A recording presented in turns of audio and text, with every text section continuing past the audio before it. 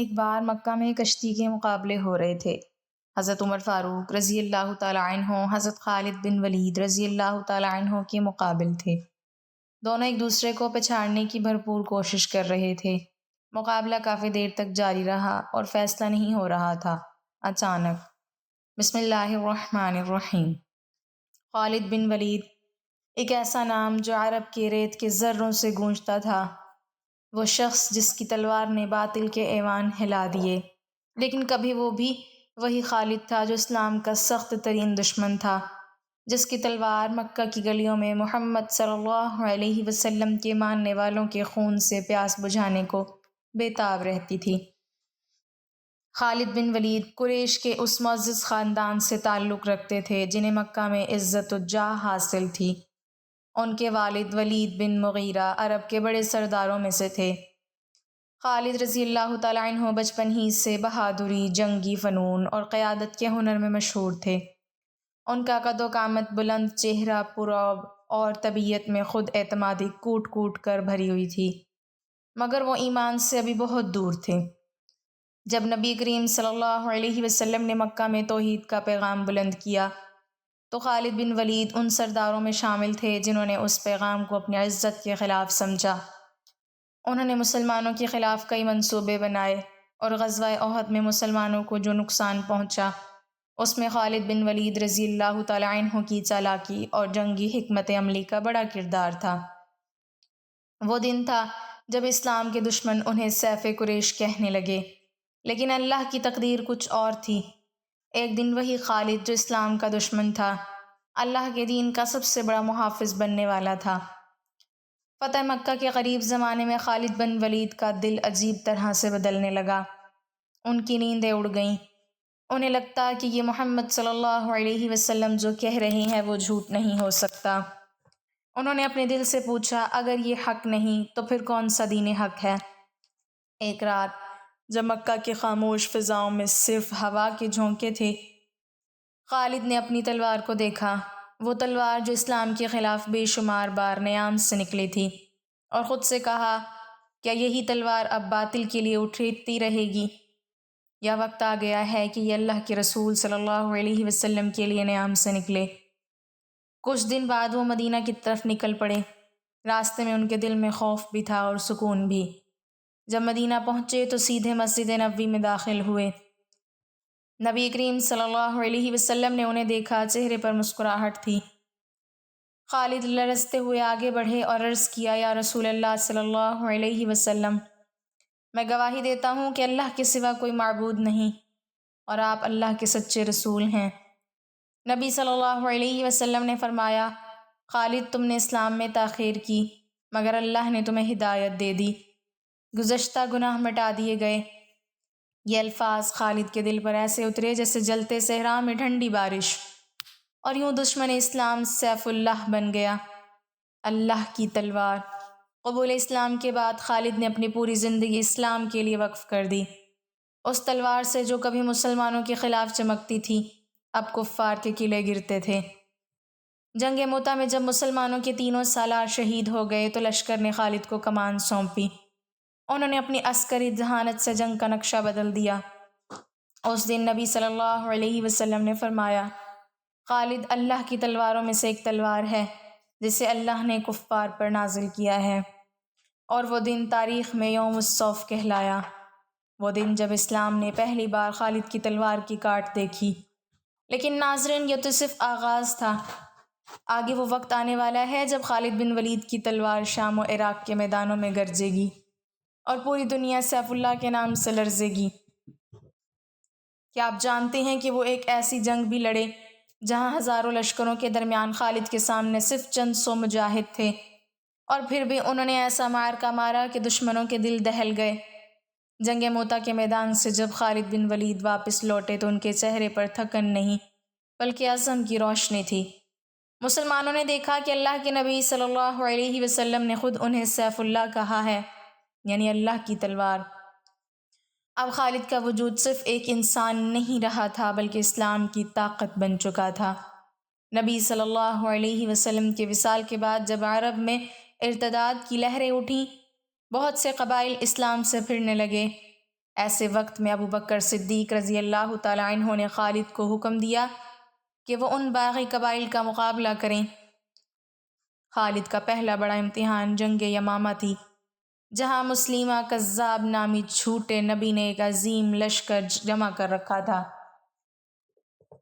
دشمنوں کی تعداد مسلمانوں سے کئی گنا زیادہ تھی، مگر خالد بن ولید نے اپنی حکمت، جرأت اور یقین کے ساتھ میدان کا نقشہ بدل دیا۔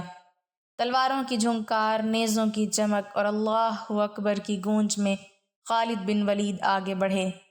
وہ خود سب سے آگے رہتے اور اپنے ساتھیوں کو حوصلہ دیتے کہ اسلام کے جھنڈے کو زمین پر گرنے نہ دینا۔ جنگ سخت تھی، صحابہ ایک ایک کر کے شہید ہوتے گئے، مگر خالد بن ولید پیچھے نہیں ہٹے۔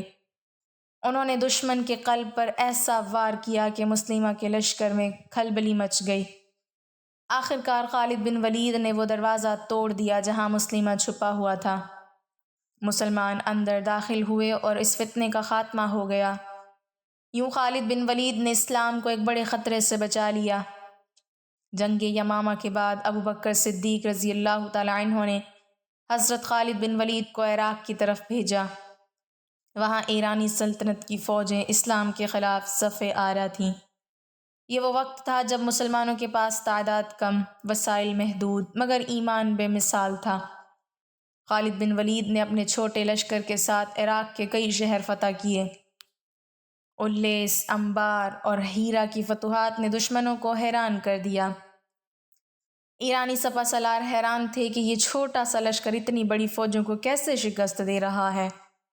خالد بن ولید کا جواب صرف ایک تھا، ہم دنیا کے لیے نہیں لڑتے، ہم جنت کے لیے لڑتے ہیں۔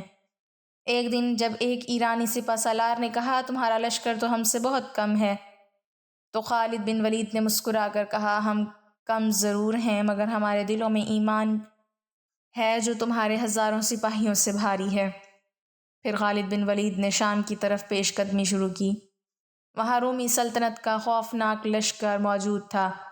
وہ سمجھتے تھے کہ عرب کے یہ بدوی ان کے مقابلے میں کچھ نہیں، مگر جب خالد بن ولید شام کے میدانوں میں اترے تو فضا میں ایک نعرہ گونجا، اللہ اکبر۔ رومیوں نے دیکھا کہ ایک شخص گھوڑے پر سوار ہے، چہرے پر فولاد کا نقاب ہے اور ہاتھ میں چمکتی تلوار۔ وہ تھا خالد بن ولید۔ شام کے مختلف معرکوں میں خالد بن ولید نے جو حکمت عملی اختیار کی، اس نے رومیوں کے منصوبے تہ و بالا کر دیے۔ انہوں نے لشکر کو اس طرح حرکت دی کہ دشمن کو اندازہ ہی نہیں ہوتا کہ وار کہاں سے آئے گا۔ یہی وہ دور تھا جب دشمن خالد بن ولید کا نام سنتے ہی لرز جاتے تھے، مگر ابھی وہ سب کچھ نہیں تھا، کیونکہ اب آنے والا تھا وہ دن، وہ جنگ جس نے خالد بن ولید کے نام کو ہمیشہ کے لیے تاریخ کے سنہری صفحات میں لکھ دیا۔ وہ جنگ جہاں دشمن کا لشکر مسلمانوں سے 10 گنا زیادہ تھا، وہ جنگ جس کے میدان میں گرد و غبار کے بادل چھائے ہوئے تھے اور سورج کی روشنی بھی دھندلا گئی تھی۔ وہ لمحہ قریب تھا جب سیف اللہ کی تلوار آسمان کو چیر دے گی۔ وہ جنگ جس کا انتظار تاریخ کر رہی تھی، وہ تھی یرموک کی جنگ۔ رومی سلطنت کا عظیم لشکر تعداد میں تقریباً 2 لاکھ اور مسلمانوں کا لشکر صرف 40,000۔ دشمن کے پاس گھوڑے، ہتھیار، ساز و سامان سب کچھ تھا، مگر مسلمانوں کے پاس تھا ایمان اور خالد بن ولید کی قیادت۔ یرموک کے میدان میں جب سورج نکلا تو دھول اور خوف کی فضا چھائی ہوئی تھی۔ خالد بن ولید نے اپنے لشکر کے سامنے کھڑے ہو کر کہا، آج پیٹھ دکھانے کا دن نہیں، آج اسلام کا جھنڈا بلند رکھنے کا دن ہے۔ اگر تم نے آج ثابت قدمی دکھائی تو اللہ ہمیں فتح دے گا، اور اگر تم ڈگمگا گئے تو اسلام کا چراغ بجھ جائے گا۔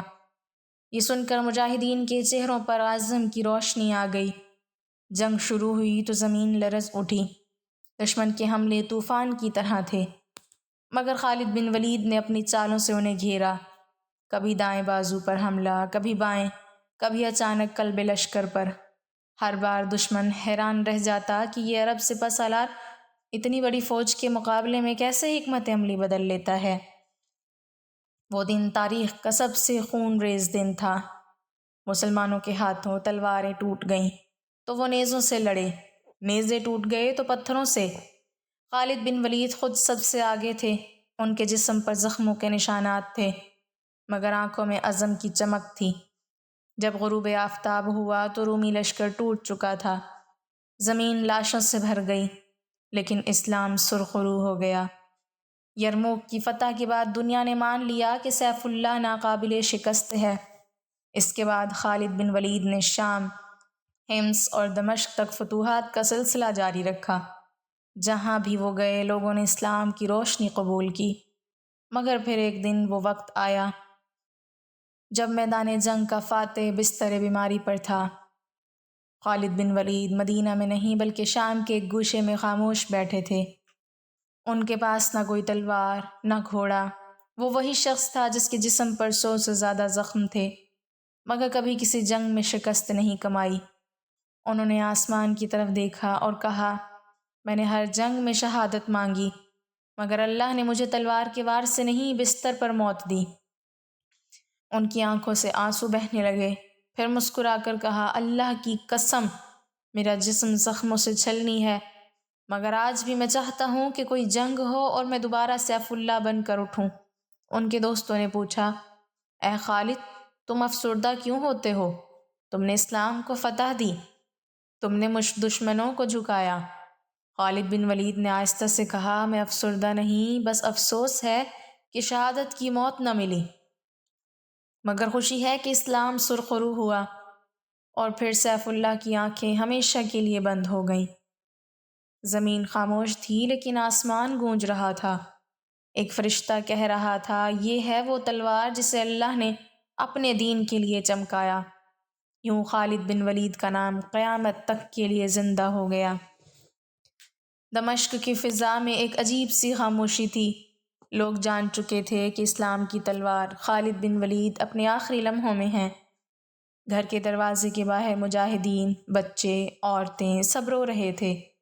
اندر ایک چھوٹا سا کمرہ جس میں وہ شخص لیٹا تھا جس نے عرب کو ایمان کی روشنی دکھائی، رومیوں کو جھکایا اور اسلام کا پرچم بلند رکھا۔ خالد بن ولید کے جسم پر اب بھی تلوار کے نشان تھے، مگر چہرے پرسکون تھا۔ ان کے قریب ان کا دوست قعقاع بن عمرو بیٹھا رو رہا تھا۔ خالد بن ولید نے کمزور آواز میں کہا، قعقاع، کیوں رو رہے ہو؟ کیا تم نے کبھی مجھے شکست کھاتے دیکھا؟ قعقاع نے آنسو پوچھتے ہوئے کہا، نہیں اے سیف اللہ، مگر آج تمہاری جدائی کا دکھ ہے۔ خالد بن ولید نے مسکرا کر کہا، اللہ کی قسم، میں کبھی نہیں مرا، میرا نام زندہ رہے گا۔ تم دیکھنا، جب بھی کوئی مجاہد تلوار اٹھائے گا، میرا ذکر کرے گا، ان کی سانسیں ہلکی ہونے لگیں گی۔ انہوں نے آسمان کی طرف دیکھا اور آہستہ سے کہا، اے اللہ، تو گواہ رہنا، میں نے تیری راہ میں اپنی جان، اپنا مال، اپنی تلوار سب قربان کر دیا، مگر تو نے مجھے بستر پر موت دی تاکہ دنیا دیکھے کہ تیرے دین کے سپاہی تلوار سے نہیں، ایمان سے زندہ رہتے ہیں۔ اتنا کہہ کر وہ خاموش ہو گئے۔ لمحہ بھر بعد ان کی روح پرواز کر گئی، کمرے میں نور پھیل گیا۔ قعقاع بن عمرو کے لبوں سے بے ساختہ نکلا، انا للہ و انا الیہ راجعون۔ باہر ہزاروں مجاہدین کی چیخیں بلند ہوئیں، شام کی سرزمین لرز اٹھی۔ لوگ دوڑتے ہوئے آئے، خالد بن ولید کے جنازے کے گرد ہجوم لگ گیا، ہر آنکھ اشک بار تھی۔ ایک بوڑھی عورت بولی، اے اللہ کے شیر، آج اسلام یتیم ہو گیا۔ جنازہ اٹھا تو ایسا لگا جیسے ہوا رک گئی ہو، جیسے فضا بھی غمگین ہو۔ جب جنازہ قبر کے قریب پہنچا تو اچانک ایک پرنور آواز فضا میں گونجی، مگر کوئی نہ جان سکا کہ وہ کہاں سے آئی۔ آواز کہہ رہی تھی، زمین والو، آج وہ تلوار دفن ہو رہی ہے جسے اللہ نے اپنے ہاتھوں سے چمکایا تھا۔ سب لوگوں نے ایک دوسرے کی طرف دیکھا، مگر آواز آسمانوں میں گم ہو چکی تھی۔ خالد بن ولید کو زمین نے اپنی آغوش میں لے لیا۔ شام کے سورج نے ڈوبتے وقت اپنا رنگ بدل لیا، جیسے وہ بھی افسردہ ہوں۔ کچھ دیر بعد مدینہ میں حضرت عمر رضی اللہ تعالی عنہ کو خبر پہنچی۔ وہ خاموش بیٹھے رہے، پھر آسمان کی طرف دیکھا اور کہا، یہ وہ شخص تھا جس نے اسلام کو عزت دی۔ اللہ خالد پر اپنی رحمتیں نازل کرے۔ رات کے آخری پہر دمشق کی فضا میں ہلکی سی ہوا چلی۔ کسی نے خواب میں دیکھا ایک روشن میدان ہے، خالد بن ولید گھوڑے پر سوار ہیں، ہاتھ میں تلوار ہے اور فرشتے ان کے گرد صف بستہ ہیں۔ ایک فرشتہ کہہ رہا ہے، اے سیف اللہ، تم نے زمین پر اللہ کے دین کا پرچم بلند کیا، اب آؤ، جنت کے میدان تمہارے منتظر ہیں۔ اور خالد بن ولید نے مسکرا کر کہا، یہی تو میری اصل منزل تھی۔ یوں سیف اللہ خالد بن ولید کی کہانی ختم نہیں ہوئی، بلکہ ہمیشہ کے لیے تاریخ میں زندہ ہو گئی۔ آج بھی جب کوئی مجاہد اللہ کے نام پر تلوار اٹھاتا ہے تو زمین کے ذرے گواہی دیتے ہیں کہ ایک زمانہ گزرا ہے جب خالد بن ولید کی تلوار چمکی تھی، اور اس کی چمک قیامت تک ماند نہیں پڑے گی۔ ایک بار مکہ مکرمہ میں کشتی کے مقابلے ہو رہے تھے۔ عرب کے مشہور پہلوان اپنی طاقت آزما رہے تھے۔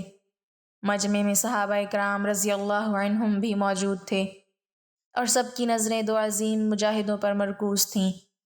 حضرت عمر بن خطاب رضی اللہ تعالی عنہ اور حضرت خالد بن ولید رضی اللہ تعالی عنہ دونوں ہی طاقت، شجاعت اور دلیری میں اپنی مثال آپ تھے۔ آج یہ دونوں بہادر اسلام کے سپاہی ایک دوسرے کے سامنے کشتی کے میدان میں اترے تھے۔ دونوں حریف ایک دوسرے کو گھور کر دیکھتے، مسکراتے اور پھر بسم اللہ کہہ کر ہاتھ ملاتے۔ پھر اچانک دونوں نے ایک دوسرے کو تھام لیا، زمین ہلنے لگی، گرد اڑنے لگی، تماشائیوں میں جوش کی لہر دوڑ گئی۔ کبھی حضرت عمر رضی اللہ تعالی عنہ حضرت خالد رضی اللہ تعالی عنہ کو جھکانے کی کوشش کرتے تو کبھی حضرت خالد بن ولید پوری قوت سے پلٹ وار کرتے۔ دونوں کے جسم پسینے سے تر ہو گئے، لیکن کوئی کسی پر قابو نہ پا سکا۔ کافی دیر تک مقابلہ برابر چلتا رہا۔ تماشائی حیران تھے کہ آخر ان میں سے جیتے گا کون۔ اتنے میں حضرت خالد بن ولید نے ایک زبردست داؤ آزمایا۔ حضرت عمر رضی اللہ تعالی عنہ نے بھی چالاکی سے اس کا جواب دیا، اور دونوں زمین پر گرتے گرتے ایک دوسرے کے بازوؤں میں الجھ گئے۔ پھر اچانک حضرت خالد بن ولید نے زور سے ہنستے ہوئے کہا، اے عمر، اگر یہ میدان جنگ ہوتا تو ہم دونوں ایک دوسرے کے ساتھ نہیں بلکہ ایک ہی صف میں دشمن کے سامنے کھڑے ہوتے۔ یہ سن کر حضرت عمر رضی اللہ تعالی عنہ بھی مسکرا اٹھے اور بولے، خالد، یہی تو ہماری اصل طاقت ہے۔ ہم ایک دوسرے کو نہیں بلکہ حق کے دشمنوں کو پچھاڑنے کے لیے پیدا ہوئے ہیں۔ یہ کہتے ہی دونوں نے ایک دوسرے کو گلے لگا لیا۔ مجمع میں تکبیر کی صدائیں بلند ہو گئیں، اللہ اکبر، اللہ اکبر۔ لوگوں نے دیکھا کہ یہ دونوں صرف جسمانی طاقت میں نہیں بلکہ ایمان، بھائی چارے اور عاجزی میں بھی ایک دوسرے کے برابر ہیں۔ اسی دن سے لوگوں میں یہ بات مشہور ہو گئی کہ اسلام کی طاقت بازو میں نہیں، اتحاد میں ہے۔ یہی وہ روح تھی جس نے عرب کے ریگستان سے دنیا کے تخت بدل ڈالے۔ ناظرین، کمنٹ باکس میں اللہ تعالیٰ کے 99 ناموں میں سے ایک نام ضرور ٹائپ کریں۔